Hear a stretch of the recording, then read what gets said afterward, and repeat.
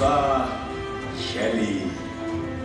Bu isim Tatar halkında gına tugel, dünya maştabında büyük kahramanlık, vatanğa şeksiz tuğrılık, muhabbet örneği buldurar. Bu yıl milli kahramanımız Musa Jalil'nin tuğuna 116 yıl. Musa Jalil icatının en yukarı icat noktası bolgan Muhabit defterinde barlığı 116 şiirini öz içine algan.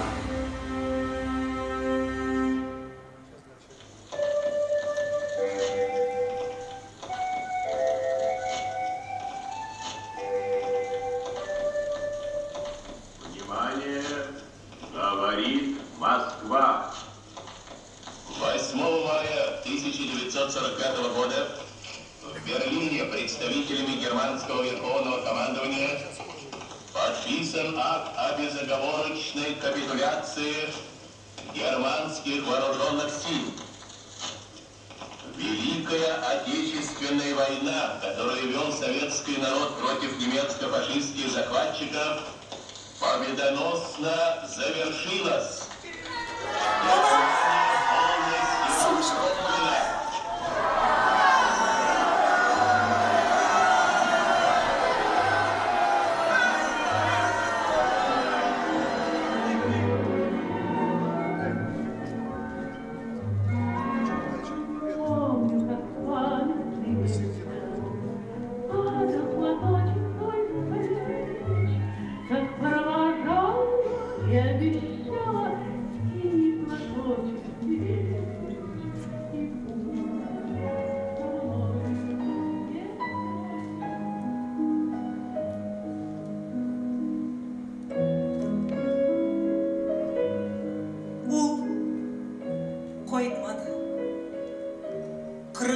Yılda Musa'dan so'nggi xat keldi. Şu kundan boshlab o'zime o'rin topa olmayman. Endi jengdik dushmanni. Tarmar ketirib uyasidan quvib jiberdik. Musa'dan hamon xabar yo'q. Ani, akşiler qayda yugurib? Bugun nindi bayram? Balam, bugün jengu bayrami. Bütün halk Kızıl Meydan'a aşığa. Biz ne Kızıl Meydan'a varıyoruz? Belki etimiz de onda kötüdür. Eyde, gittik tezrek. Etini karşı alırga gerek. Ani, nikdeşmeysin.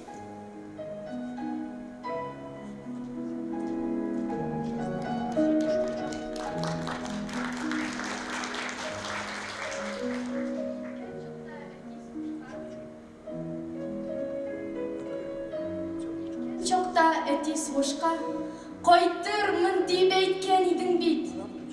Kildi barın, ölüm haberin. Medallerim qaytdı, yüzüm yok. Kütmegende yokka çıktın sen, soğuş aldı solkın gürlerge. Ölümne көңіл şanmay, bu koyğığa nişik düzerge. Gitüğüne nişe oylar öttü. Qorlar yavıp olar iridi. Homan kütüm eti koytuğunu. Şulaydı, bola көңілім. Ümit itip yaxşı haber kütü. Көз turısın her gün yaşladı. Senden kolgan hatireler güne, janlarımны benim yaşadı. Uksi izgelendi bitem. Eti, seni şundy sağınam. Menge koytmağını bilsem de, düşlerimde körüp yoxsunam. Kütmediler dostlar etkenini, üzüle bit yürek kılları. Yana yürek, ümit üzülmeyin. Soğuş ölümden de yukarı. Bugün elimizde tınışlık, kan kışlar koldu yırakta. Yıraklarda kalan soğuşunun yaraları erni yürekte. Koytırmın deyip gittin, koytmadın.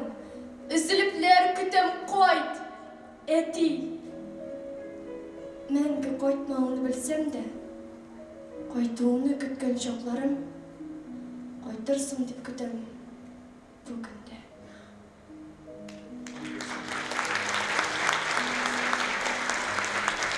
Әзизлеріне қадar үзберленіп кетсе де, Мұса Жәлел соғыштан әйленіп қайтмайды. Ләкин оның исемен мәңгіләштіріп, ижатын бар дүнияға танытқан Моабит дәфтәрі халқына қайтып ирешә. Моабит дәфтәрінің біріншісіне Жәлилнің 62 шигыры тіркәлгән, һәм соңгы битенә шагыйрьнең васыяты язылган.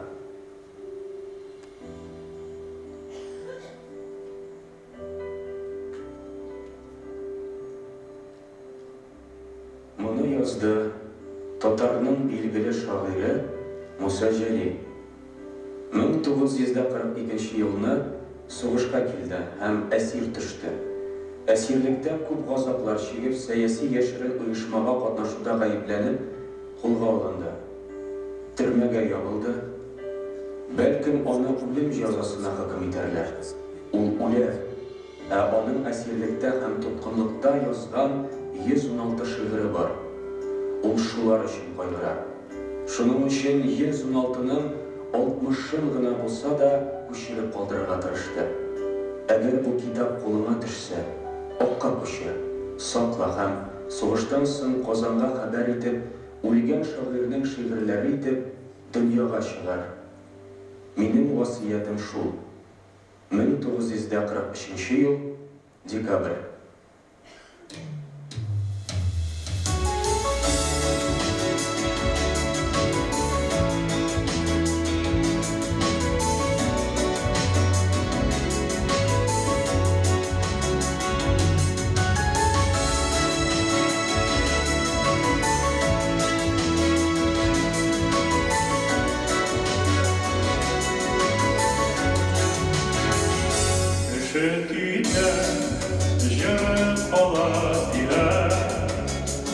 Тәжір қолсын әлемімізден де, ұжыр жанға шатылып болып кірсін, құяш болып ұнсын езлерге. Ұжыр жанға шатылып болып ұнсын, құяш болып кірсін езлерге.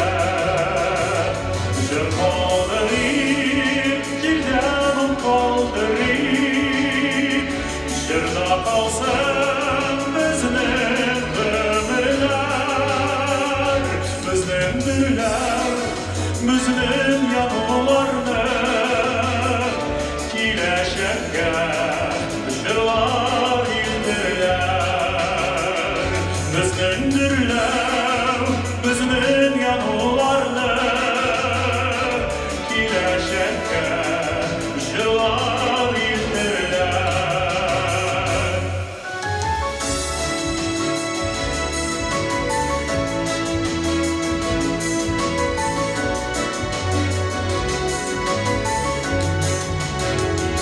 Біз жерде біреу генә, бір кемнің юк жерде қалмашы.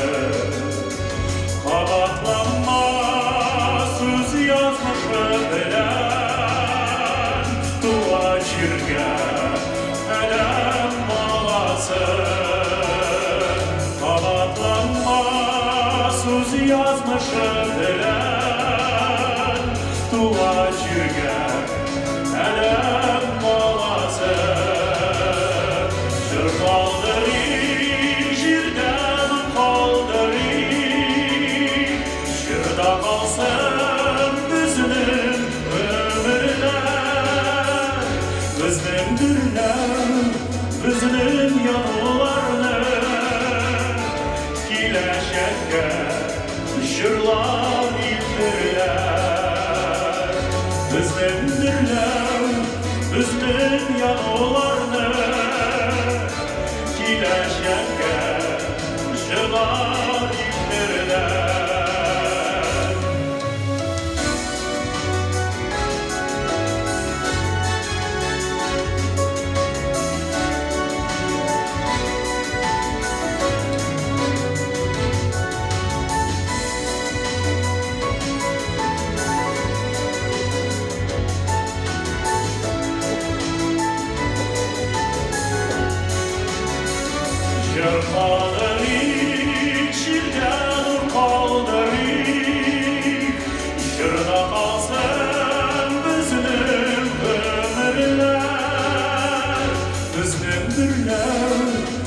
безнең януларны киләчәккә җырлап илтерләр.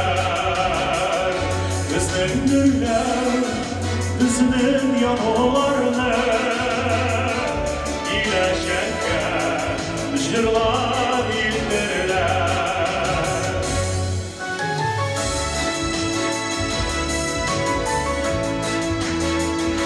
Киләчәккә җырлар илтерләр.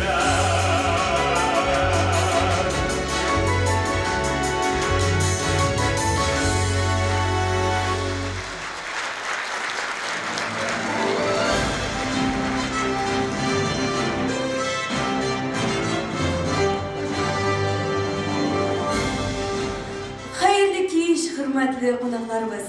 Исәнмесез ханымнар һәм әфәнделәр. Җәлил укулары бәйгесендә катнашучылар һәм әлбәттә җиңүчеләр.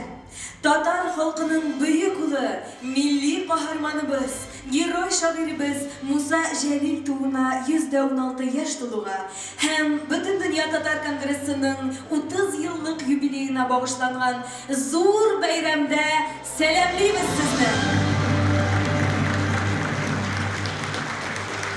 Бүген без биредә 4нче халыкара Җәлил укулары әдәби бәйгесенә нәтиҗәләр ясап, иң-иңнәрне тәбрикләшәбез.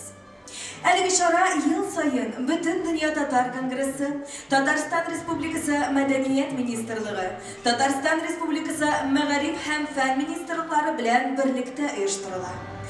Гала концертны рәсми рәвештә башлап җибәрү өчен сәхнәгә Бөтен дөнья татар конгрессы Милли шура рәисенең беренче урынбасары, Бөтен дөнья татар конгрессы башкарма комитеты җитәкчесе Данис Фәнис улы Шакировны чакырабыз. Рәхмәт.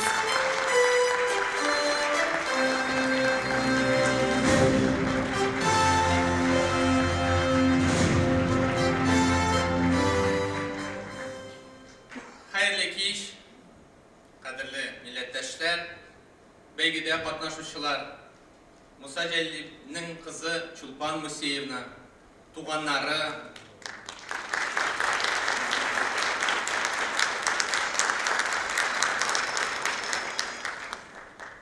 барыгызны да иң беренче чиратта Татарстан Республикасы премьер-министр урынбасары, Бөтен дөнья татар конгрессының милли шура рәисе Шәһрази Васил Габдулгаязов улы исеменнән сәламлыйм һәм халыкара Җәлил укулары бәйгесенең финалы белән котлыйм.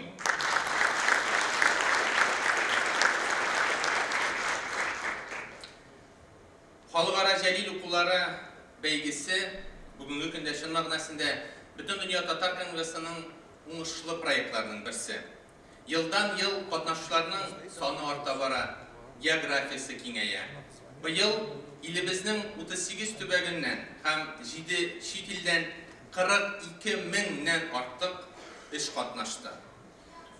Гомумән, халкыбызның каһарман шагыйре, бөек шәхесебез Муса Җәлилнең исемен мәңгеләштерүдә, аның иҗатын, мирасын, ишәнлеген яшь буынга, киң катлам укучыга җиткерү максатында Бөтен дөнья татар конгрессы тарафыннан Татарстан хөкүмәте белән берлектә даими рәвештә, үзлексез рәвештә эш алып барыла. Халкыбыз яшәгән төбәкләрдә, Ханты-Мансийск автоном округының Нижневартовск шәһәрендә, Мәскәү, Санкт-Петербург шәһәрләрендә, Чиләбе өлкәсендә, Волгоград өлкәсендә, Свердловск өлкәсенең Екатеринбург шәһәрендә, Волгоград өлкәсенең Маляевка җирлегендә, Казакстанның Усть-Каменогорск шәһәрендә Муса Җәлилгә һәйкәлләр куелды. Чиләбе өлкәсендә һәм Мәскәү шәһәрендә милли мәктәпләребез Муса Җәлил исемен йөртә. Ел дәвамында фәнни-гамәли конференциялар, түгәрәк өстәлләр, чаралар уздырыла. Һәм быел да май аенда Свердловск өлкәсенең Серов шәһәрендә Муса Җәлилгә бюст куелачак. Һәр даим бу эш бүгенге көндә дә алып барыла. Әлбәттә, пандемия чикләүләре аркасында барлык катнашучыларны да Казанга, Татарның мәркәзе булган Казанга китереп катнаштырып булмады. Видео язмалар аркылы да без эшләребезне безнең жюри әгъзалары тикшерде. Ләкин шуны әйтер идем, менә бүгенге көндә дә әлеге бәйгене безнең Татар информ һәм бөтен дөнья татар конгрессының рәсми сайтында да, туры элемтәдә, туры трансляцияда безнең халкыбыз дөнья күләм татар оешмалары тарафыннан оештырылган менә әлеге чарага үзләренең катнашучыларны юллаган оешма җитәкчеләре, вәкилләре карап тора. Мин барыгызга да менә әлеге бәйгедә катнашкан өчен, битараф булмаганыгыз өчен аерым рәхмәтләрне җиткерәм һәм әлеге бәйгенең уңышлы дәвам итәбез. Ә без бөтен татар конгрессы моның өчен барысын да эшләрбез. Бәйрәм белән рәхмәт сезгә.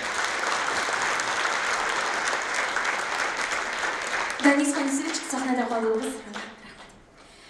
4-нче халыкара җәлил укулары әдәби бәйгесендә 1-нче урынны яулаучыларны сәхнәгә дәшәбез. Сылу Әхмәтова, Әтнә. Азамат Шәмсетдинов, Яшелүзән. Әфия Кәримова, Казан. Айрат Шамс, Казан. Инзира Валимбекова, Казан. Рузил Ихсанов, Казан. Самина Халиуллина, Казан. Арина Скрипник, Түбән Кама. Әмир Фатыхов, Казан. Рейна Ситникова, Зәй. Надежда Кучумова, Койбыш. Сымбыл Фатыхова, Казан. Гүзәл Мәртанова, Казан. Юсуф Шәңгәрәев, Казан. Илүсә Мансурова, Пермь. Сөмбелә Вәлиәхмәтова, Казан. Алина Әхмәдишина, Азнакай. Виктория Ежова, Әлмәт. Илья Костенко, Чиләбе. Азалия Гаянова, Актаныш. Айзирә Сабирова, Актаныш. Камиля Вәлиева, Аббас. Гөлфия Галәүддинова, Арша.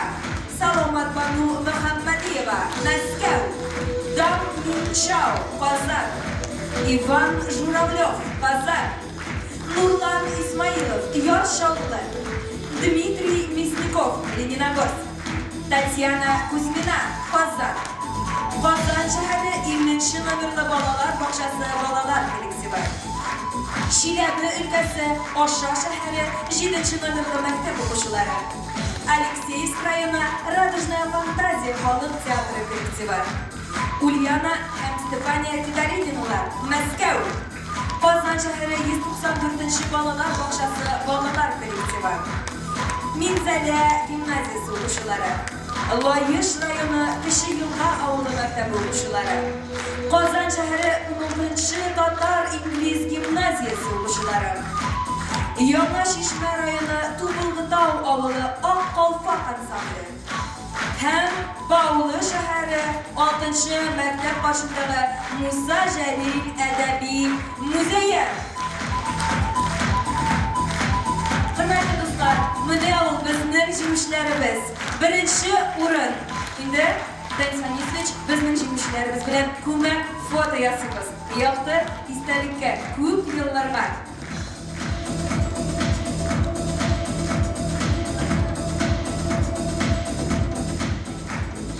Катнашучыларның саны артуы турында аерым ассызыклар идем, өстәр идем.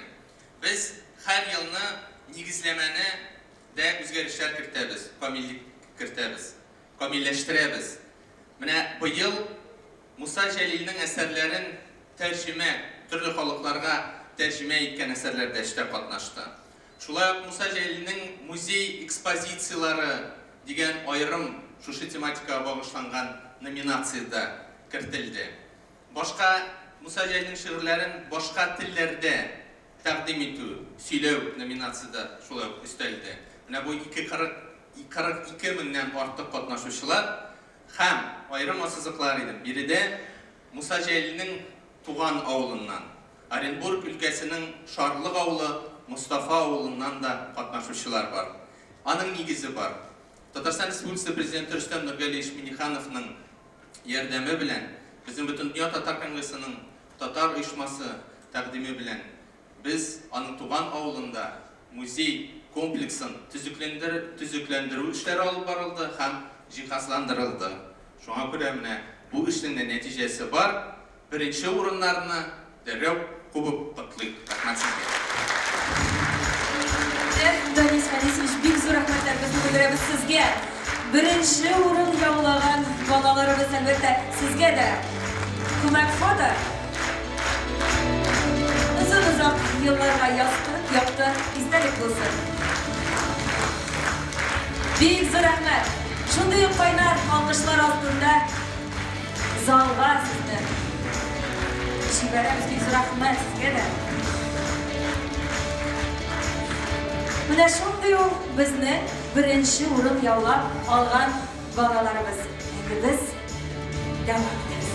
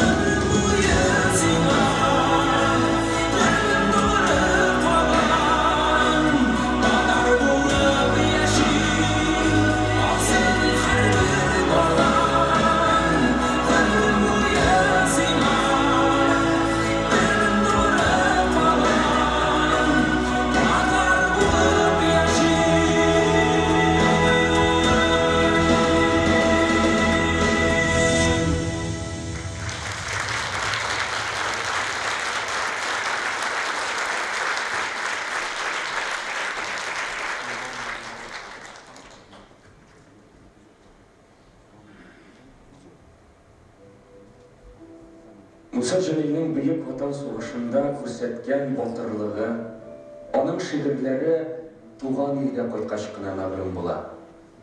Жәлилнең шигырьләре шагыйрьнең башыннан кичкән зур газаплар һәм куркынычлар аша узу юлы. Муса Җәлилнең тоткынлыкта иҗат иткән шигырьләре гарәп, латин графикасында карандаш белән язылган 2 куен дәфтәрен тәшкил итә. Шагыйрь әлеге дәфтәрләрне төрле кагаз кисәкләреннән үзе тегеп ясаган. Шагыйрь үзе кичергән хәлләрне һәм үз күзе белән күргән тетрәндергеч вакыйгаларны читләтеп узмыйча, аларга карата шигъри мөнәсәбәтен салырга тырышкан.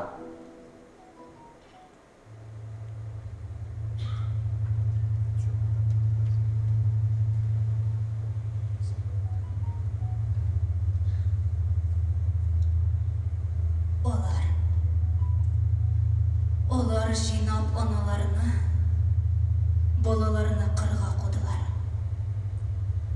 Қозыттылар шықыр. Әузлері шиттен кіліп қарап тұрдылар.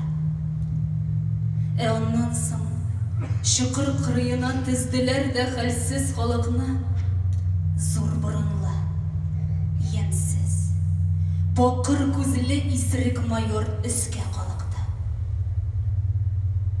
Күн яңғырлайды. Бірсін-бірсі үтә-түртә қорғаш бұлытлар иелділері жерге. Юқ, бұл күнні мен мәңгі ұнатмам. Өзім көрдім. Үз көзлерін білен өкірі бақтың нешік елғалар. Балалар көк. Нешік үкси, ешін төкті ярсып шираны. Өзім көрдім. Нешік мұңлы құяш бұлыт аша жерге сузылып, үксіп өпті үксіз балаларым. Сыңғы қабат, қысып, суырып, нефретінні. Жүрек ашысынан күзгі ұрман шашып шаңлады. Ишетілді қалын бір именнің ауыр сулап жерге ауғаны. Еш балалар қолдыранып, оналары итәгіне елап ябышты. Мылтық таушы кесті қарт ананың жүрегінен шыққан қарғышты. Бір кішкене бала, яфрак тізлі қолдыранып түйіліп ешіне, анасының итәг арасына бүдіре шешлі башын ешірі. Ол сарыла шошқан анасына. Нәни көңілі сизе көрәсі. Аталар бит әнием, яшір мені әнием, бәғірім, келмей үлесім. Она ейліп, ике қолы білән көтерді де жерден баласын көкірегіне қысты. Һәм мылтыққа қаршы тұтты жүрек бірәсін. Бала кинет аңа ырғытылды, ошчы тавыш үзді йөрәкне.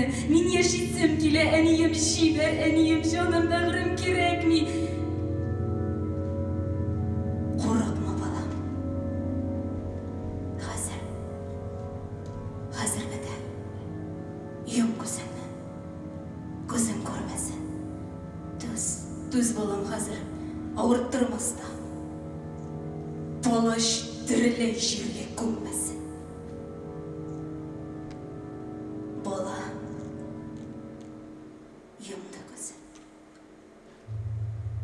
Ак муйныннан қызыл тасма түшті сарылып.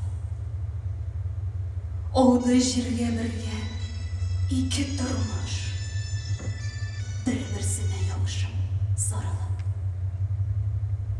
Көк көкіреді кенет, жел сызғырды, жер елады қысып түшлерін. Нинди ащы bu яш, нинди қайнар. Нишләдің сен жерім, нишләдің? Әйт сен миңа. Миллион yıllar yaşap sen, бақшалы, күллі, шешеклі, көрдің тек бір қат өз ғымрыңда. Мұндай хурлық, мұндай вахшатны. Көтерелім хақлық байрағымны, буяп жерінің қанлы яшыны. Өлім болсын нұры, ана қанын, бала қанын ішкен вахшиге.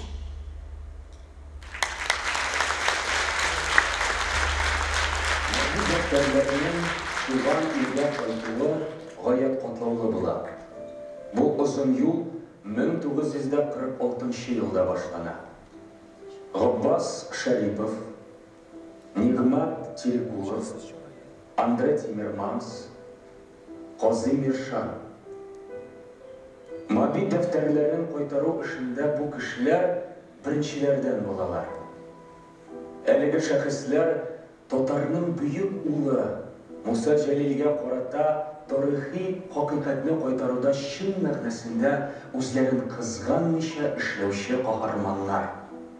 Abbas Şaripov һәм Nigmat Tilgulov нәтиҗәдә төрмәгә ябылалар.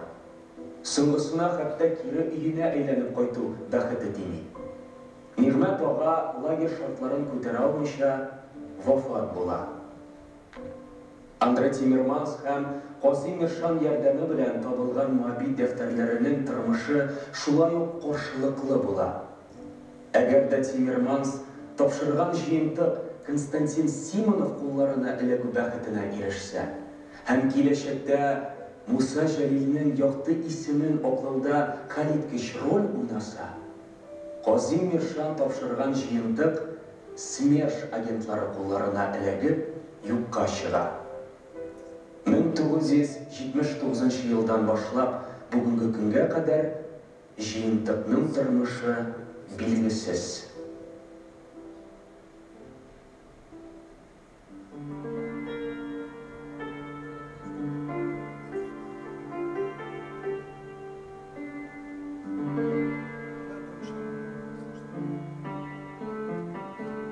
Senga mendan xabar bersalar, u yiqildi, charchab desalar, yo'q, ishonma jonim, bu so'zni do'stlar aytmas.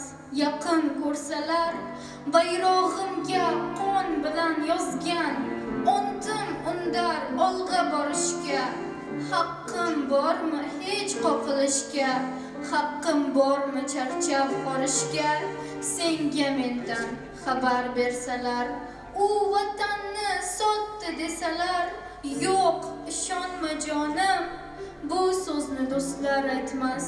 Meni sevsalar, yurtdan ketdim, yurtni seni deb, men kurashdim qonli har damda. Yurtim seni qo'limdan bersam, nima qolar menga olamda? Senga mendan xabar bersalar, Musa o'ldi endi desalar, yo'q, ishonma jonim, bu so'zni do'stlar aytmas. Meni sevsalar, tuproq ko'mar, tanni ko'molmas. O'tli qo'shiq to'lgan ko'nglimni, o'lim deyish mumkinmi axir? Yengib o'lgan bunday o'limni.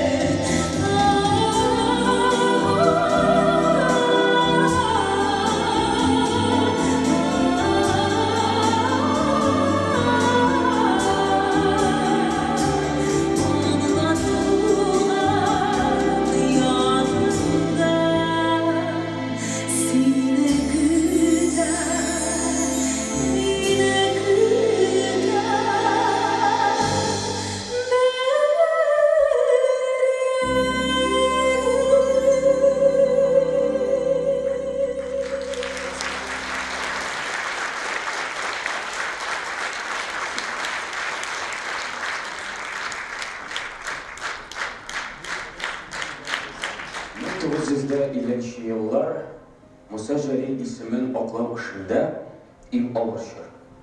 Күп кенә каршылыклар, илдәге вазгыять һәм башка киртәләр бу эшне тоткарлый. Шулай да өмет уты сүнми. Мусаны реабилитацияләү эше башлана. Бу чорда хәлиткеч вакыйга Константин Симонов һәм литературная газета исеме белән бәйле. Муса Jalil шигырьләренең беренче тапкыр басылуы Әминә ханым күңелендә якты бер истәлек булып калган. Әминә ханым кызы белән икәүләшеп, барлык киоскалардан бер кочак газета сатып алалар, кат-кат укыйлар, шатланалар да, үксеп-үксеп елыйлар. Kızım Şulpan! Gel balım, gel. Нәрсә булды, әни? Kızım, bugün tünle, dışımda ak kumaş gördüm. Şunu kükrəgimə qısıb, dilimlərə böləmiymiş. Bugün bir şadlıqlı xəbər bulur axırsa.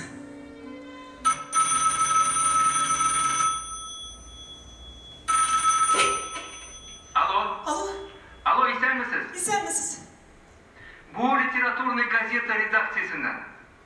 Иртәгә чыгачак санны алып укыгыз. Jalilning mobilda язылган шигырьләрен бастырабыз.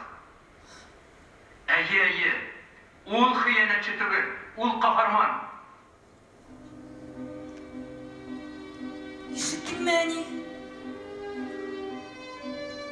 Әйе. Синең әтиең хыянәтче түгел. Мин белә идем. Мин ышана идем. Минем Мусам сотлык жан була алмый.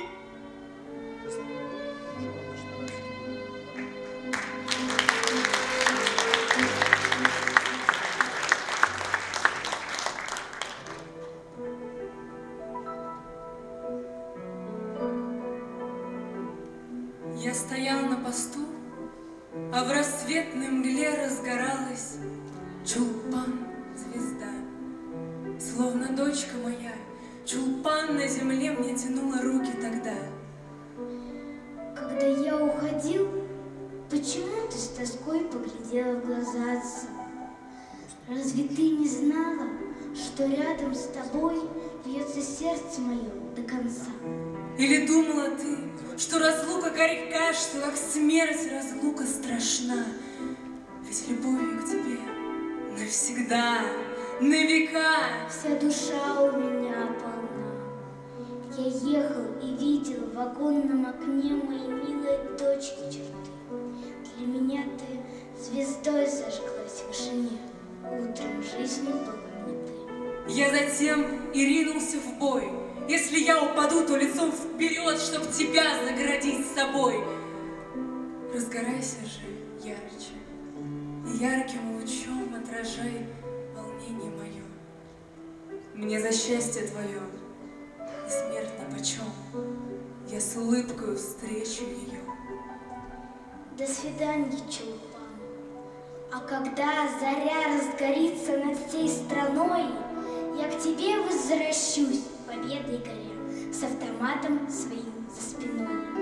И отец, и дочь, обнимемся мы, сквозь слезы смеясь легко, мы увидим, как после грозы и тьмы ясный день встает высоко.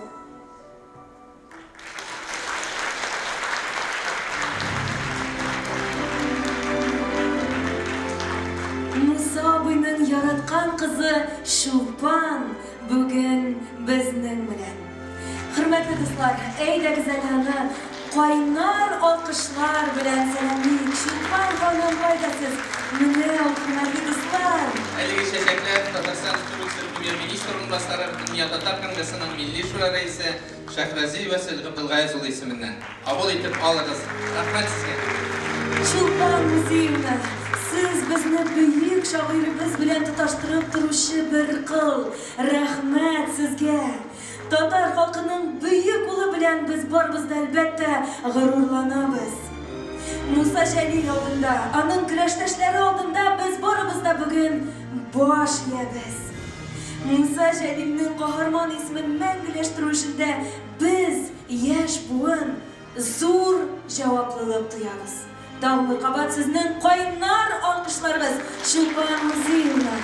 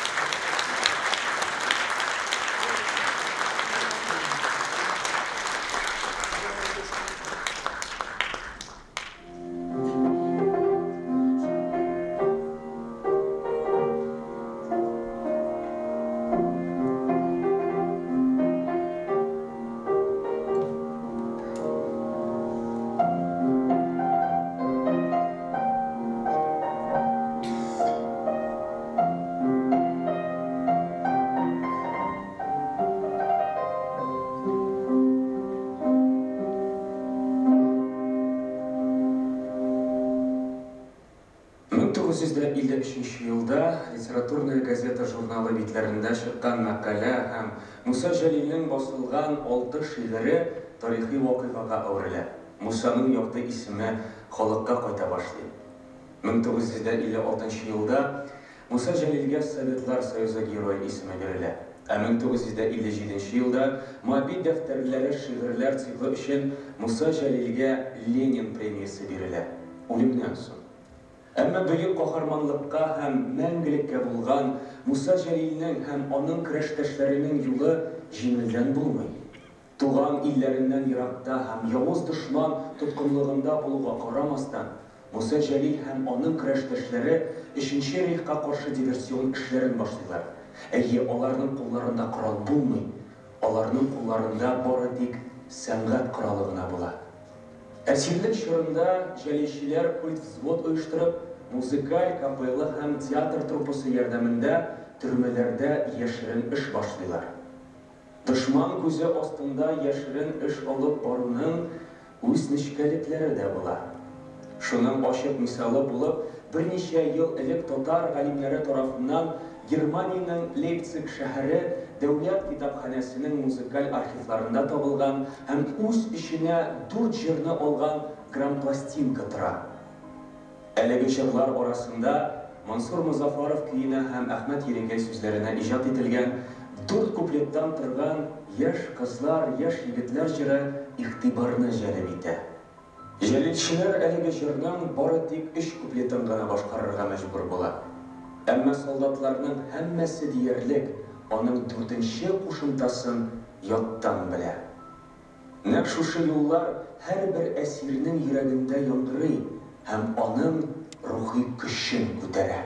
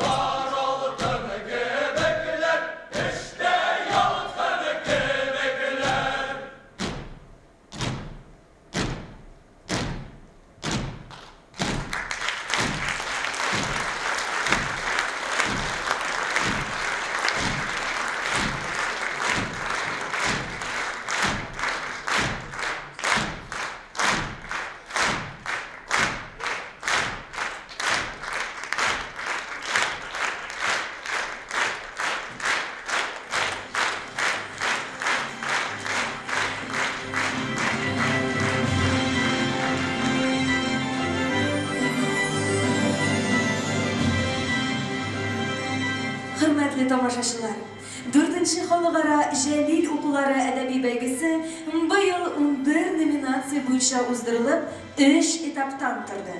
Чарада җир шарының төрле почмакларында яшәүче һәр теләгән кеше катнашып, үзләренең видео язмаларын җибәрә алды. Мәртәбәле жюри әгъзалары иң-иңнәрне сайлады.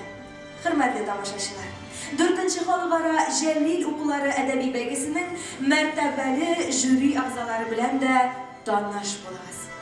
Жюри рәисе Рамил Тухватуллин, Галиаскар Камал исемендәге Татар дәүләт академия театры актеры, Татарстанның халык артисты, Татарстанның Габдулла Тукай исемендәге дәүләт премиясе лауреаты. Жюри әгъзалары: Инсаф Абдулла, телевидение дикторы, алып баручы, Казан театры һәм музыка укуганнары мөгаллиме, Татарстанның атказанган артисты. Бәйге игълан ителгәннән бирле жюри эшчәнлегендә алыштыргысыз шәхес. Илтезар Мөхәммәдгалиев, театр эшлеклесе, Галиаскар Камал исемендәге Татар дәүләт академия театры актеры, Дамир Сиражиев премиясе лауреаты, Татарстанның атказанган артисты. Резида Сәләхова, Карим Тинчурин исемендәге Татар дәүләт драма һәм комедия театры актрисасы, Татарстанның Муса Җәлил исемендәге республика бүләге лауреаты. Алмаз Миргаязов, телевидение һәм радио алып баручысы, мөхәррир, Татмедиа акционерлык җәмгыяте җитәкчесенең радиолар белән эшләү юнәлеше буенча урынбасары, Китап радиосы баш мөхәррире. Назира Фаттахова, Муса Җәлил музей фатиры мөдире, филолог. Рөстәм Галиуллин, язучы, Казан утлары журналы баш мөхәррире, филология фәннәре кандидаты, Татарстан язучылар берлеге әгъзасы, Татарстан журналистлар берлеге әгъзасы, Муса Җәлил премиясе лауреаты. Кайнар алкышлар безнең хөрмәтле жюри әгъзаларына.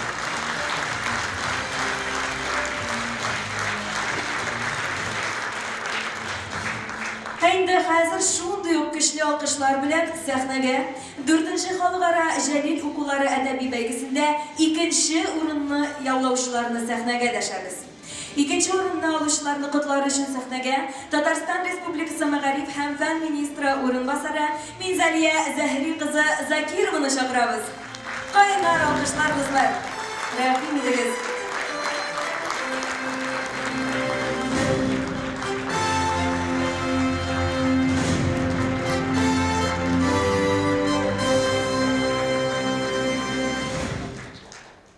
Хәерле кич, хөрмәтле бәйгедә катнашучыларыбыз, хөрмәтле бу бәйгебезнең мәртәбәле кунаклары. Ихлас күңелнән барыгызны да Мәгариф һәм фән министрлыгы исеменнән шиксез котлыймын шушы бәйгенең матур тәмамлануы, йомгаклануы белән һәм шиксез рәхмәтләремне җиткезәм. Дөрестән дә һәр бәйге үзенең кайсыдыр ягы беләндер балаларны, укучыларны җәлеп итә. Бу бәйгенең иң кыйммәтлесе ащы язмышка да карамастан, үзенең иҗат юлын дәвам иткән батырларыбыз, милләт вәкилләребез мисалында балаларны тәрбияләүебез. Һәм бигрәк тә бу бәйгедә нәни балалар белән бергә улы яшьтәге кешеләрдә, әти-әниләрдә, әби-бабаларда бергә катнаша алуы. Менә бусы безнең өчен иң кыйммәтлесе һәм кадерлесе. Һәм шушы форсаттан файдаланып, шиксез рәхмәтләрне мин үзебезнең Татар конгрессына җиткезер идем, бөтен дөнья Татар конгрессына һәм нигезләмәгә бер генә өстәмә өстәр идем. Безнең 2нче елгы бәйгедә, әгәр тагын бер номинация кертсәк, гаиләдән иң күп кеше катнашкан гаиләне сәхнәгә чыгарсак, бу сезгә ошар идеме? Ошар иде. Әйдәгез, шушы номинацияны тагын алып. Бик гаиләдә кичкенә бала белән, әти-әнисе, әби-баласы, бергә туганнары белән катнашсалар, бу бүтән безнең гаиләбезне берләштерер иде. Тәрбиянең башы, чыганакның башы, ул гаиләдә. Шуңа күрә гаиләләребез үрнәк булсын, әти-әниләребез балаларын, әби-бабалар үрнәгендә яхшы итеп, матур итеп тәрбияләсен өчен безгә менә шушы бәйгеләребезне арттырырга кирәк.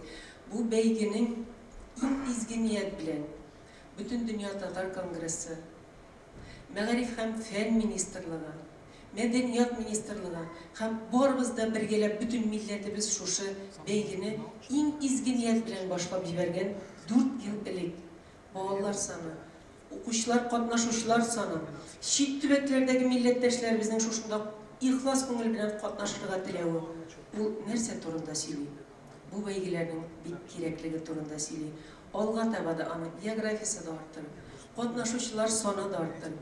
Безнең бу бәйге турындагы фикерләребез алар ел буе дәвам итә. Әгәр Instagramны карасаң, анда бәйге турында, социаль челтәрләрне карасаң, анда бәйге турында бер-беребез белән аралашканда да, хәбәрләр биришкәндә дә бу бәйгене көчен арттыру өчен бергәләп тырышып. Безнең тагын иң кадерле кунагыбыз Чулпан Мусиновага мин бүтән мәктәп балалары 450 меңнән артык мәктәп баласы. 220 меңнән артык мәктәпкәчә балалар бакчаларында тәрбияләнүче балаларыбыз исеменнән, әти-әниләребез исеменнән, чит төбәкләрдә яшәүче милләттәшләребез исеменнән, бар халык исеменнән иң кадерле кунагыбызга ныклы сәламәтлек һәм чиксез рәхмәт телим. Сәхнәгә чыккан һәрбер кеше әйтсә дә, бу күп булмас. Чулпан Мусинова, сезгә ихлас рәхмәтлебез. Безнең кыйммәтле кунагыбыз һәм үрнәгебез. Горурлыгыбыз булып калыгыз, сәламәт булыгыз. Безнең рәхмәтләребез сезгә сәламәтлек өстәсен, яшәүдән өстәсен. Безнең белән булыгыз. Һәм үзебезнең халкыбызның канатлы сүзләре белән мин үземнең чыгышымны йомгаклыйм. Бердәмлектә көч. Без бергә. Барыгызга да уңышлар телим. Чиксез рәхмәтлемен. Минем гимназияның укучысы, беләсезме, һәрбер укытучыга иң кадерле ул аның тәрбияләнеп чыккан баласы. Шуңа күрә мин укытучы буларак сезгә рәхмәтлемен. Матур итеп алып барасыз. Һәрбер укучыбыз да уңышлы булсын, балаларыбыз уңышлы булсын, тормышыбыз имин булсын. Без бәхетле халык. Без тынычлыкта балаларыбызны тәрбиялибез. Biz тынычлыкта әти-әниләребезгә чиксез рәхмәтләребезне җиткезәбез. Безне шушлай Ходай алга таба да көчле халык итеп, көчле рухлы халык итеп, мәдәнияте көчле, мәгарифе көчле, бердәмлеге көчле халык итеп алга таба да яшәтсә иде. Тынычлыкта булып, бергә булып, бик зур рәхмәт. Бик зур рәхмәт. Зинһар белән сәхнәдә калыгыз. Чөнки хәзер без икенче урын алучыларыбызның исемнәрен әйтәчәкбез. Идения Ибрahimova, Пермь. Yazgül Satrieva, Актаныш. Камиля Ганиева, Актаныш. Алсу Нурмөхәммәтова, Ханты-Мансийский автономный округ, Югра. Зульфия Шарафетдинова, Кыргызстан. Алия Исламова, Актаныш. Алсу Хашипова, Минзәлә. Раяна Габдулхакова, Пермь. Әмир Гараев, Яршаллы. Тимур Асадуллин, Баулы. Полина Игнатьева, Муслим. Людмила Ваганова, Яршаллы. Ян Ивошин, Казан. Евелина Мухаммаджанова, Щербышань. Ильфат Исмагилев, Буа. Алина Шагараева, Казан. Раил Саляфиев, Арша. Архип Матвеев, Казан. Семен Зотов, Чиләбе. Исия Шаимова, Актаныш. Альбина Козлова, Самара. Замира Гилязетдинова, Ютазы. Нуриман Кадыров, Азнакай. Нияз Мингазов, Самара.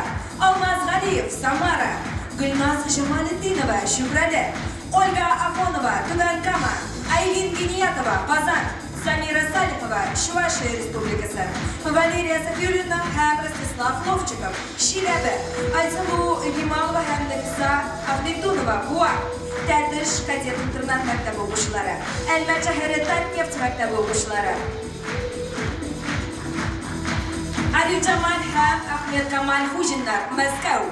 Удмуртия Республикасы Ижевск шәһәре Чулпан Үзешчән театры каршындагы балалар коллективы. Балташ мәктәбе укучылары. Түбән-Кама шәһәре Габдулла Тукай исемендәге Үзәк китапхана коллективы. Ульяна Федоринина, Мәскәү. Балташ районы Карадоган поселогы Муса Җәлил музее. Злата Ливанова, Баулы. Роза Минхажева, Арша. Захра Исмаилова, Яршаллы. Зөлфия Бариева, Казан. Һәм Юлия Мартынова, Чиләбе. Менә ул безнең җиңүчеләребез. Әлбәттә, хөрмәтле дуслар, күмәк фото якты истәлеккә, озын-озак елларга.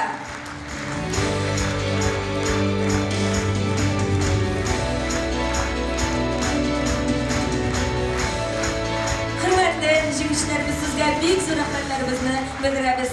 Мизалия Заһриевна, сезгә дә һәм алкышлар астында әлбәттә залга озатып җибәрәбез.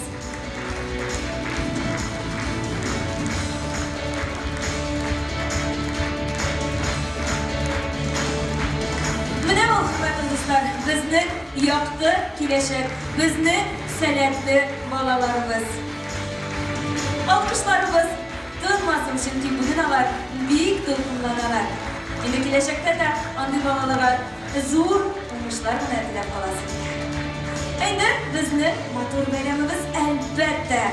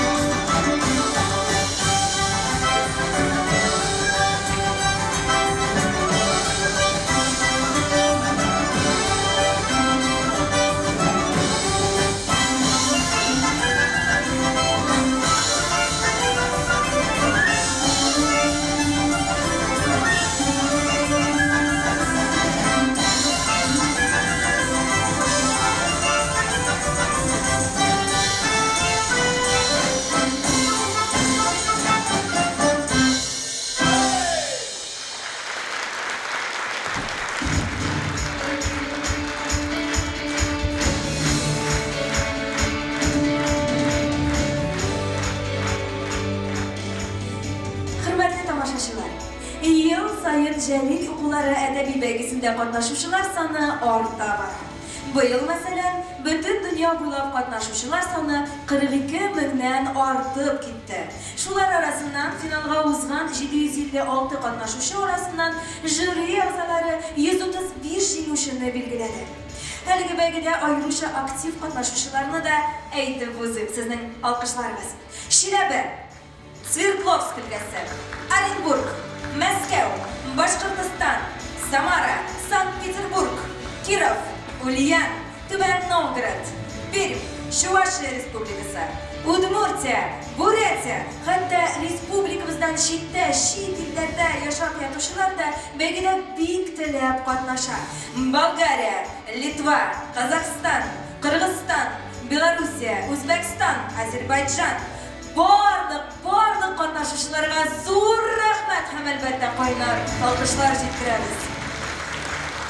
Сезнең тырышлык белән татар халкының каһарман шагыйре Муса Җәлил сафта.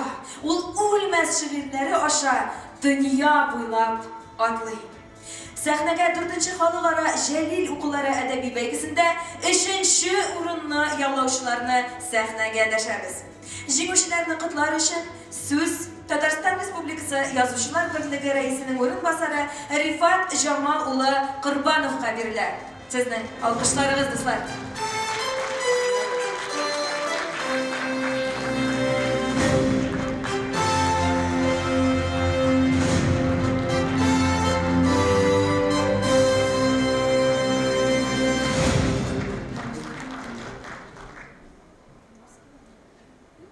dünyada yoktur şair bulmaganlar. Көңілләре мүлдірәмә тулмағанlar. Bir көпләрнең жаны ташып түгелгәндер. Тамчы-тамчы акказга сибелгәндер. Көпләргә илһам килә бер минутка. Бары шагыйрь жаны яна мәңге утта. Муса Җәлил үзе булмаса да, аның жаны, йөрәге, данкы йөрәге кебек, хәзергә кадәр безне үзе артыннан алып барып, ургып яна. Кадерле милләттәшләр, бик күп сөйлисе килә. Шул күп сөйләүдән куркам да, чөнки вакыт. Ләкин бер-ике әйберне әйтмичә булмый. Мин бик күп очрашуларда катнашам, күп очрашуларда залда олы кешеләр утыра. Шул вакыт мин үзгәләнеп әйтәм. Ник сез оныкларыгызны алып килмисез? Бу залда 10 елдан, 20 елдан кем утырачак соң? Менә инде ике атна күңелем шул кадәр мәмнүн булып йөри, чөнки ике атналык Кәрим Тинчурин театрында татар теле һәм әдәбияты буенча олимпиада җиңүчеләрен кутлаган иде. Залны шыплап тутырып, балалар утыра иде. Шул кадәр мин шатландым һәм бүген яңадан шатланам. Сез булганда татар милләте булачак әле. Сез әле яшьләр, димәк әле узак без булачакбыз. Бәлки мәңге булырбыз. Рәхмәт сезгә. Һәм шулай ук рәхмәт безнең хөкүмәтебезгә һәм бөтен дөнья татар конгрессына. Бик зур рәхмәт сезгә.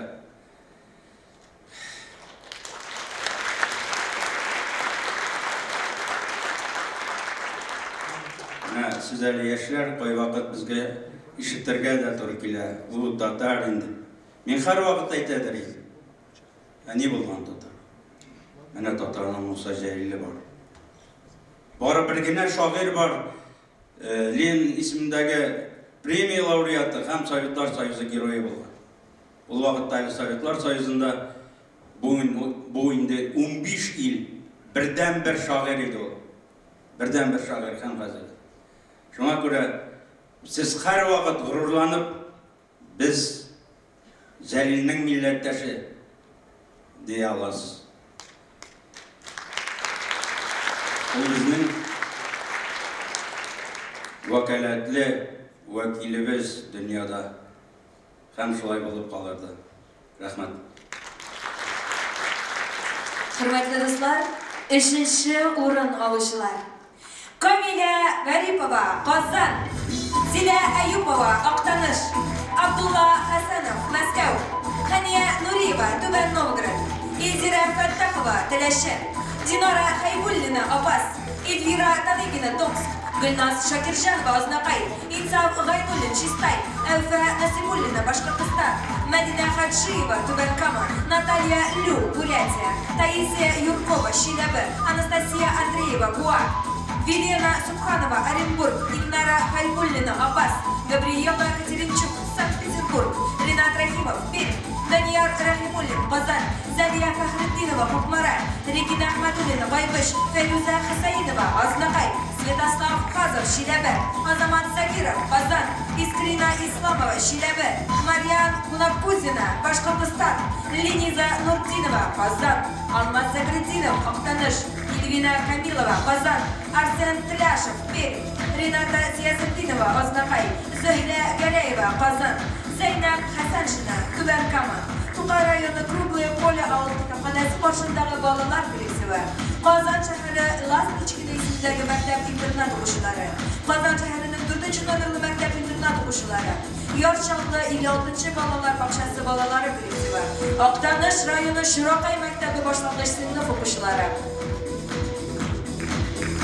Ярчаллы шәһәре 3-нче номерлы мәктәп укучылары, Арча педагогика коллегияте студентлары, Свердловск өлкәсе Азигулова халык театры, Миләүшә Вәлиева, Болгария, Наҗия Абдрахманова, Казахстан, Ярчаллы үзәк китапханәсе, Казан шәһәре 31-нче мәктәп каршындагы Муса Җәлил исемендәге әдәби музей, Иделия Бәдретдинова, Актаныш, Ангелина Алексеева, Кукмара, Таңсылу Хафизова, Актаныш, Еркиназ Елтай кызы, Казахстан, Nazirke Zarlıkova, Қазақстан, Румия Сахапова, Түбәнкама, һәм Гүлназ Галәветдинова, Лайыш. Үшінші урын яулаушыларыбыз. Кайнар алкышларыгыз әлбәттә күмәк фото. Якынрак килегез безгә. Бергәләп матур bir foto сүрәт ясыйк әле.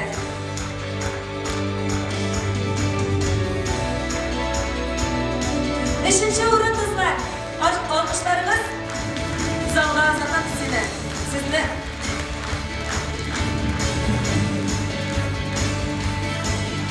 Рифа Джамалов, sizге дә бик зур рәхмәтләребезне белдерәбез ярдәмегез өчен.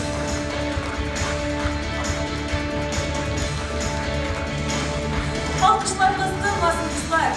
Шул хәтле күп безнең җиңүчеләребез һәм без моңа әлбәттә барыбыз да шиксез шатбыз. Катнашучылар, җиңүчеләр елдан-ел арта гына башласын, арта гына барсын. Бу бит безнең өметле киләчәгебез. Alkışlarımızda bir değişik bir dostlar. Üz-üzümüzge alkışlayın hadi. Bek zor rahmet. Matur bayramımız.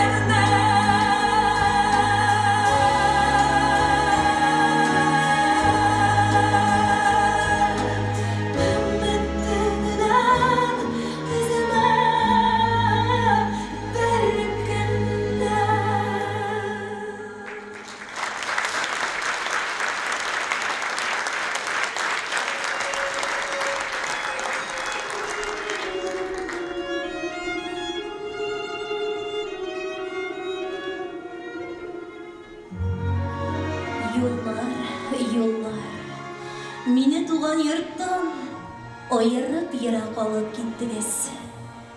Җитәр инде. Озак кунак булдым. Хәзер кире өйгә илтегез.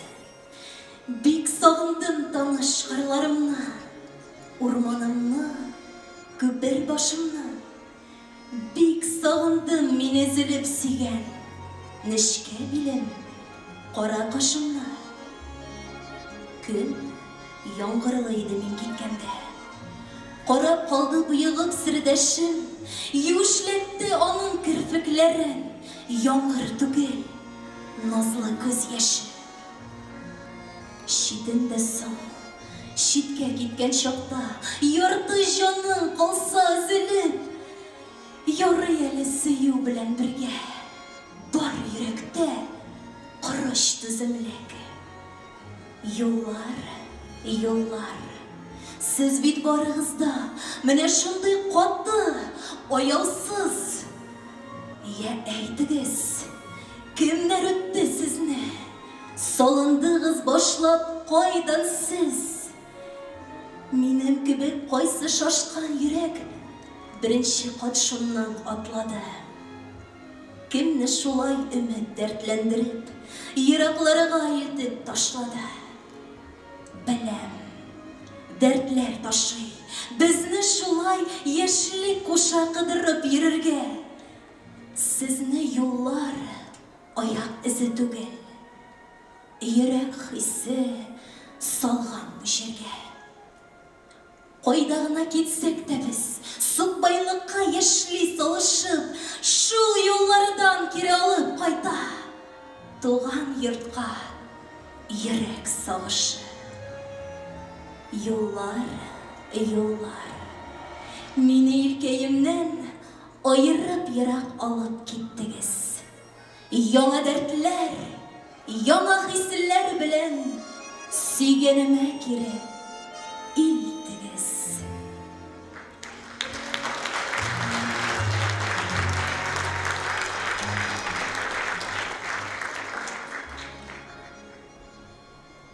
Мен 1944 елның 25 августы. Бу көн тарих битләренә кан белән язылган. Татар халкы өчен генә түгел, фашизмга карата каршы сугышкан бар халыклар өчен дә бу фаҗигале көн. 1943 елның 9 августында Җәлилчеләр яшерен оешмасының соңгы сөйләшүе була. Әлеге очрашу вакытында Муса Җәлил партизаннар һәм Кызыл армия белән элемтә булуын хәбәр итә һәм төрмәдә күтәрелешне 14 августка билгели.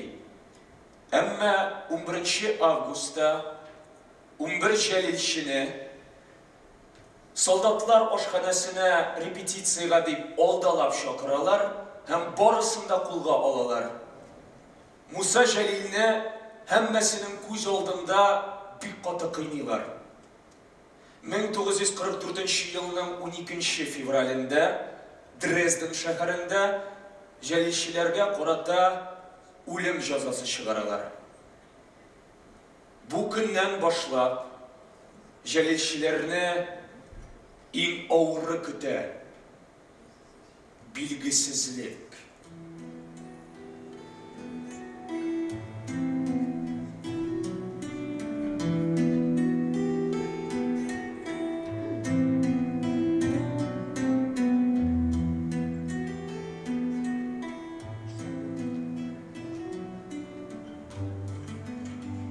Ничә тапкыр синең тырнагыңнан котылдым мин үлем.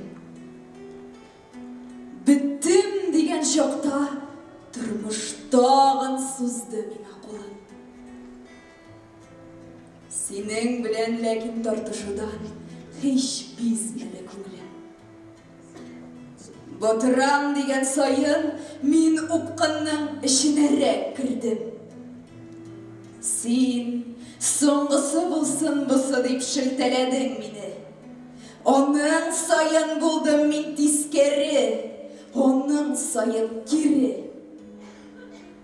Синең белән уйнау, беләм үлем, күңелле эш түгел, Жерде тыныш, гамсыз күн итүдән бизәрмени күңелем. Мине әллә тормыш биздердеме? Бу бунтарлык нигә? Юк, үләсем килми минем бердә, бик яшисем килә. Даулардан читтә булсам, шундый тыныч, олак. Юк, мин килдем сиңа давыл аша, чын тормышны даулап. Әле менә тагын килеп эләктем синең тырнагыңа. Бугау салды жәлләт, бу җырларны язган кулларыма. Тиздән сүнәр гомрем. Йөрәгемдә тоеп ялкын хисен. Үлсәм, үләм, бөек хаклык өчен. Сөйгән халкым өчен.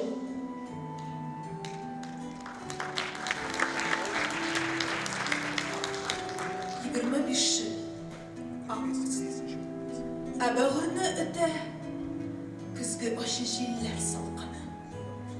Җирне җәһәннәмгә үрелдергән, каһәр суққан сугыш ялкыны. Таң атса да, кояш чыкмас бүген. Шаһит булмас мондый вәхшәткә. 11 бөркет, соңгы тапкыр оча. Балаш күзе карый сәгатькә.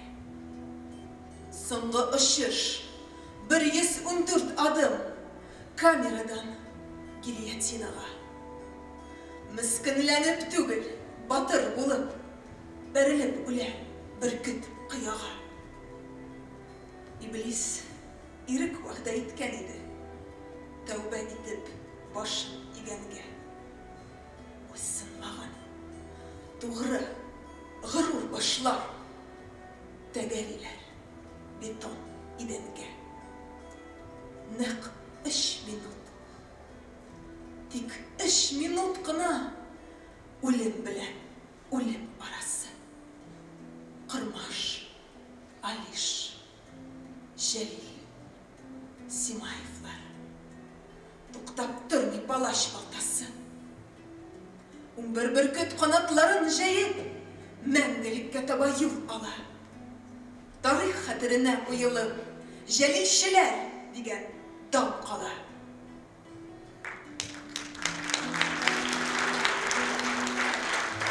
Тимер чыбык уралган да тора, күреп булмый кыю йөрәген. Без беләбез, барлык бугауларны бүген салып ташлау кирәген. Ялкаулыкны, телне бугаулаган тупаслыкны кирәк барысын. Җәлилчеләр кебек батыр йөрәк булса әгәр, әйе, салырсың. Җәлилчеләр өйрәттеләр безне тугрылыкка, сөйгән ватанга. Һәр көн саен тынычлыкны күреп, сөенергә һәр чак алтанга. Кулдан килсә, Муса абыйның да салдырырга иде бугавын. Бөркет кебек горур турсын иде, як-ягына җәеп кулларын. Бугауларны салыйк, максатыбыз тыныч илләр, тыныч җир йөзе. Шул юлларда безгә ярдәм итә Муса абзабызның шигъри сүзе. Вакыт күп төрле уйлардан йөрисең. Килә бер җир буйлап кычкырып йөрисең. Бусуда арышлар, бакчада әнисләр өлгерде. Торыгыз, Алишлар. Кай вакыт тынлыктан качасың, йөрисең. Килә бер җир буйлап кычкырып йөрисең. Дошманнар тынмаслар, кыялар яңадан кургашлар. Торыгыз, курмашлар. Кай вакыт исеңдә чәчәкле җилисең. Килә бер җир буйлап кычкырып йөрисең. Чәчәкләр үсәләр. Көн саен тормышта сез кирәк, Торығыз, торығыз, мұсалар.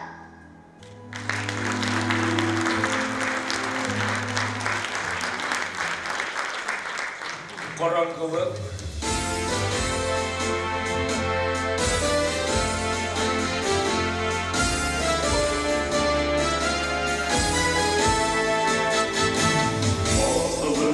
Geçirler, dövrler,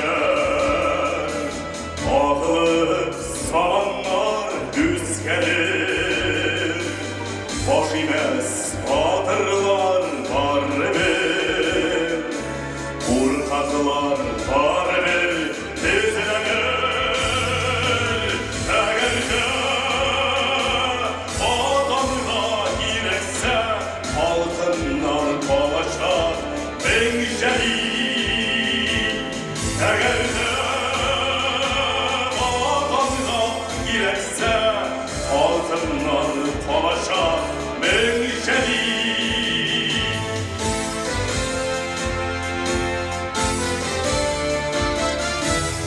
İşelir taş bulan divarlar,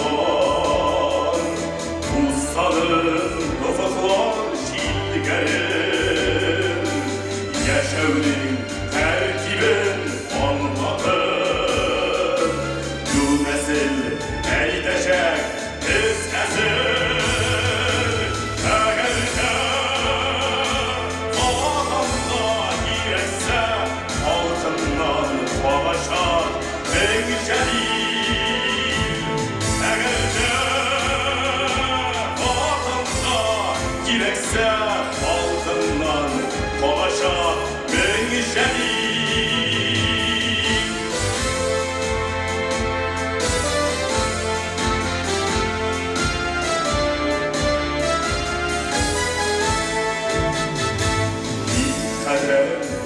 Geldi devirler, ufuklar, botlar düz gelir. Bu yeşillik iyi kader peşirer. Bu nesil eğitecek biz nesil.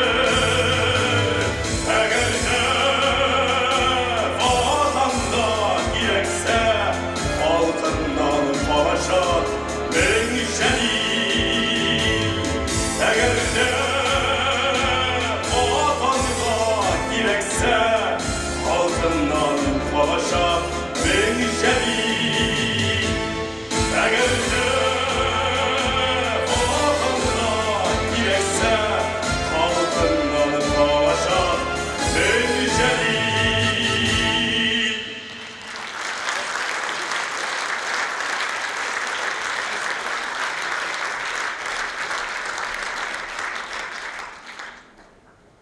Qorong'ilik, soqchilar,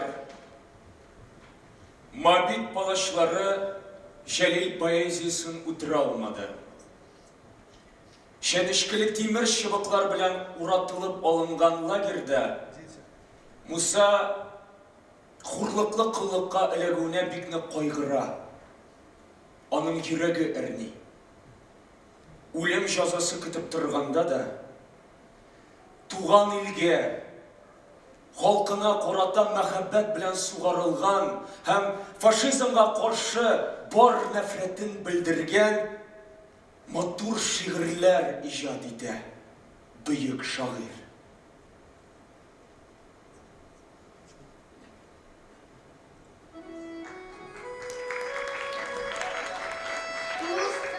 Жалиль звонок.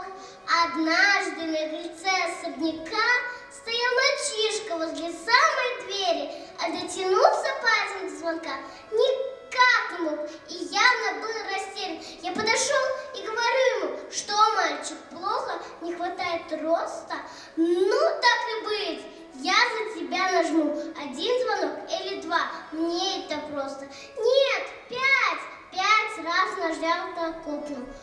А мальчик мне: ну, дяденька, айда, бежим! Хоть ты большой смельчак, а только нам такой хозяин даст, беда!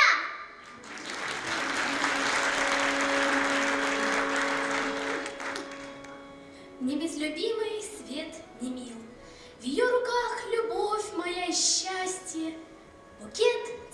цветов я, милый, подарил, пусть примет он в моей судьбе участие.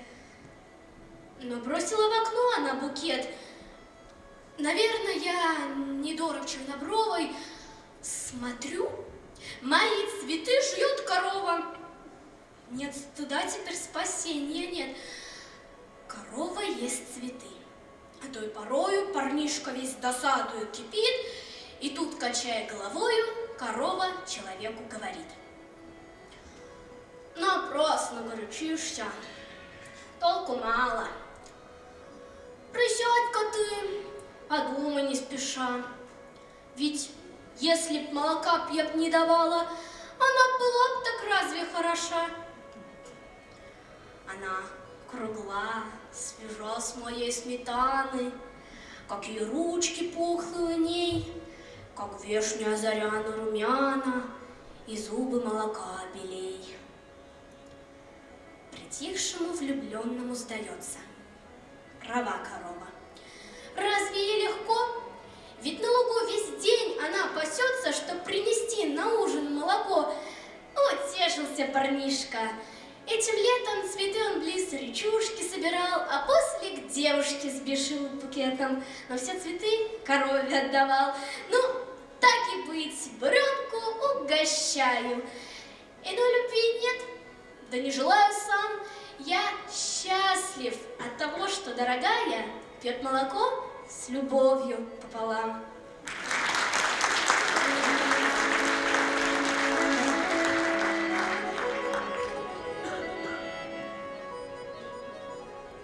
Күрше кызы Хәдичә шулай гадәттәгечә озак йөреп бакчада кичегеп кайтты кичә. Каравылчы картаның ишетмәгән кайтканын, шуңа күрә ачмаган Хәдичәгә капканын. Капкада тимер йозак. Хәдичә көткән озак, тышта кунып булмый бит, булса да гәрчә йөз ак. Ахыры кызга уй керә, төнлә белән кем күрә? Күп тикшерми Хәдичә, койма аша сикерә. Кайтып керә йортына, кайткач бар да онытыла, тик кадакка эләгеп, юбка гына йыртыла.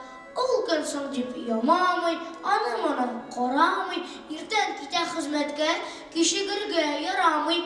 Әлдә кичәсен кайтып, йоклаган кырын ятып, күрше карчык эшенә шак җибәргән уятып, менә бара ул кара. Юбка гына шайкала, исе китеп хатын-кыз, юбкага карап кала. Икенче көн ни күрәм? Бер елында бер көләм, урам тулы хатын-кыз, бар да йыртык юбкадан. Күршем теккәнче, мода дип көн үткәнче, бар да йырган юбкасын бот төбенә җиткәнче. Эй, Хәдичә, Хәдичә, кичегеп кайттык кичә, нинди эшкә чуалдым, яңа мода чыгардым. Кызлар, төнлә йөрмәгез, коймадан сикермәгез, тагын әллә ни йыртып, мода дия күрмәгез.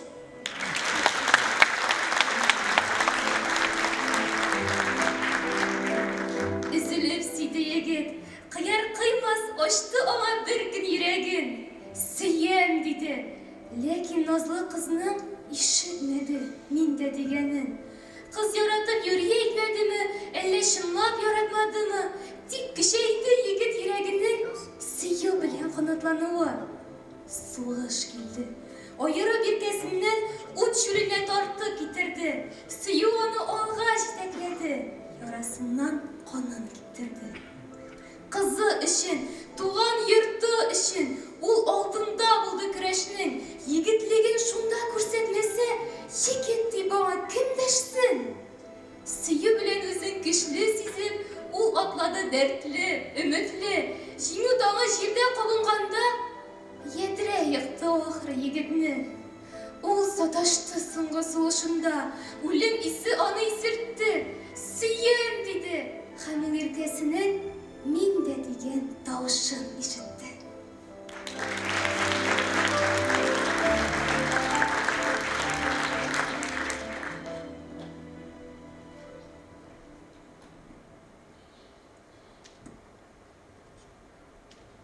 1944 yılının 25 avgusta 12 saat 36 minutta faşist Balaşkula arkasında 11 jelişinin gümrü üzüle.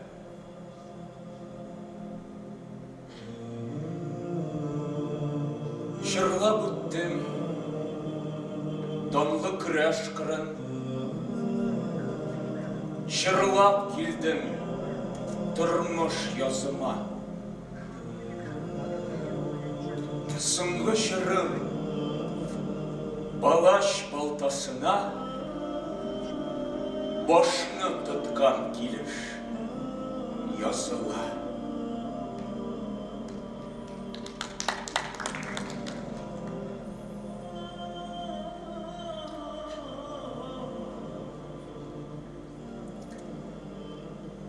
Aziz din kardeşlerim, iman kelimesini kabatlağız da birbirimiz bilen bakilleşiniz. Eşhedü en la ilahe illallah ve eşhedü enne Muhammeden Resulullah.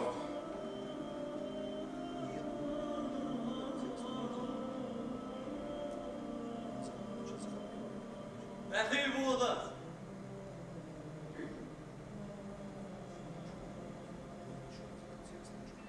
Bəxil bulunuz.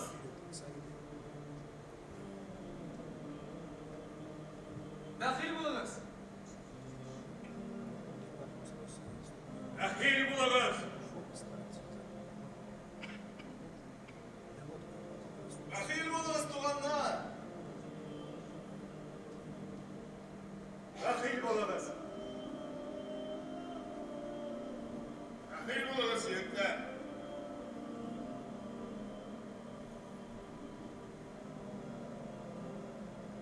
Bəxil bulunuz.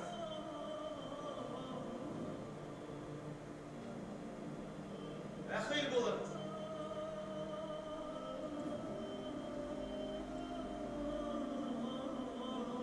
Bəxil bulunuz.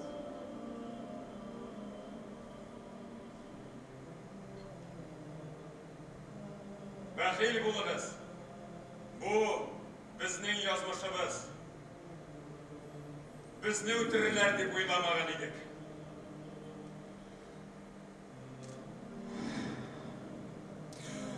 Baxil bo'ling'iz, azizlarim.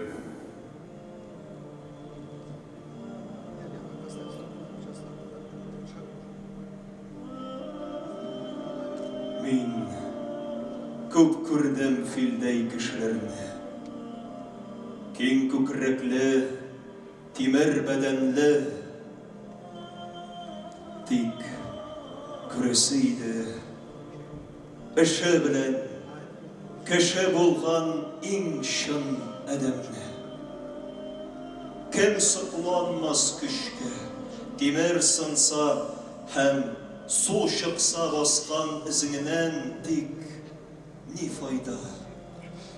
Kishing filday bo'lib, ishing bo'lsa ship-ship bizinni. Izi qolsin kirsiz nomusingning ne o'tsa da sening qo'lingdan. Kuchliliging bilan g'ururlanma. Kuchliging bilan g'ururlan. Her adımında senin tura akıl, kuchli yurak izin ko'rsinlar. Qilish bilan tugul, turaliq ham shinliq bilan kuchli kishilar. Sen yashama yerda foydasiz bir tumgak bo'lib tegiz o'rinda. Yonib qolsin g'umring mayoq bo'lib, o'zingdan so'ng kelgan buvinga. O'tda bo'lgan balshiq kiri qo'pmas. Ishda bo'lgan temir tutiqmas.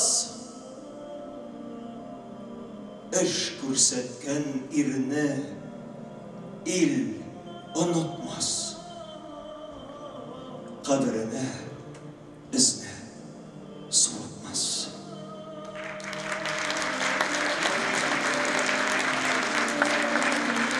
Явыз палаш үз эшен үтәде. Әмма төгәллек яраткан педант фашист берсен белми калды. Жәлилчеләр бу дөньяны җомга көнне ташлап киттеләр. Җомга көн вафат булу мөслимнәргә иң хәерле үлемнән санала. Хадисләрдә әйтелгәнчә, кеше кабер газабыннан азат ителә һәм мәңгелеккә күчә.